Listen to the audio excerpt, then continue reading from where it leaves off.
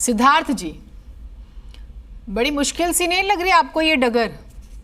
मैं नंबर्स पर नहीं जा रही, नंबर्स की बात नहीं करूंगी, लेकिन फिर भी क्या ये इतना सरल है? और कांग्रेस है कि मानती नहीं, मान ही नहीं रही है?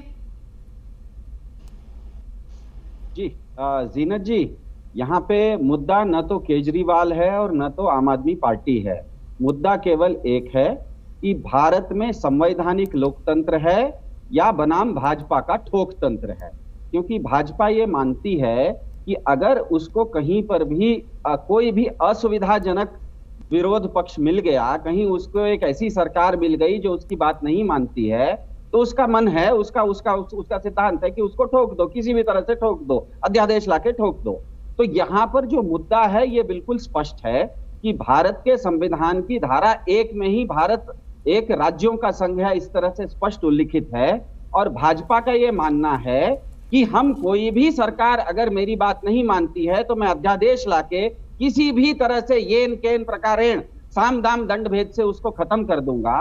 तो इस मुद्दे पर ये एक सैद्धांतिक मुद्दा है, ये एक संवैधानिक मुद्दा है। और अगर आपने इस चीज को ठीक से देखा है तो पिछले एक हफ्ते में उत्तर, दक्षिण, पूरब, पश्चिम, चाहे वो पंजाब हो उत्तर में, पश्चिम में महाराष्ट्र हो, दक्षिण में तेलंगाना हो या पूर्व में झारखंड हो और बंगाल हो, सब जगह से इसको समर्थन मिल रहा है।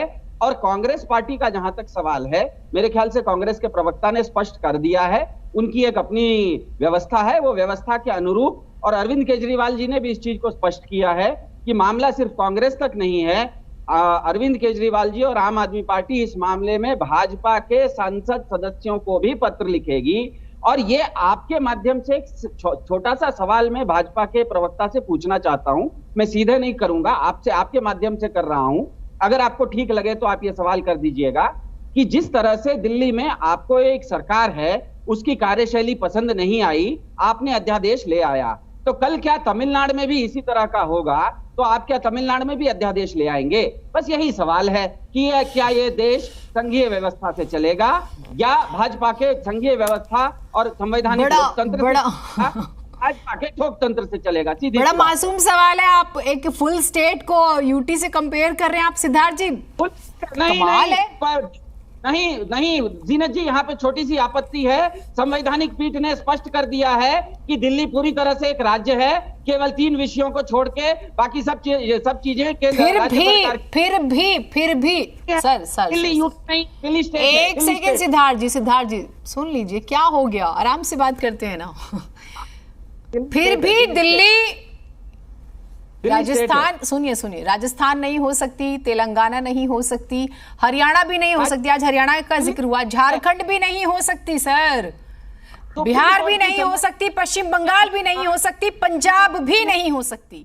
जीनत जी, दुरुस्त कर लीजिए अपने आप को। मैं क्या दुरुस्त करूं? मैं कोई ऐसी बात थोड़ी कह रही हूँ जो जनता नहीं जानती है, जो ऐसी है कि मैं नहीं कह रहा हूँ। संवैधानिक पीठ कह रही है कि दिल्ली एक राज्य है, संवैधानिक पीठ के अनुसार दिल्ली एक राज्य है। सर एलजी है ना, एलजी है ना, आपके पास पुलिस नहीं है ना, आपके पास सर्विसेज नहीं है ना, दिक्कतें हो गई ना सर्विसेज को लेकर।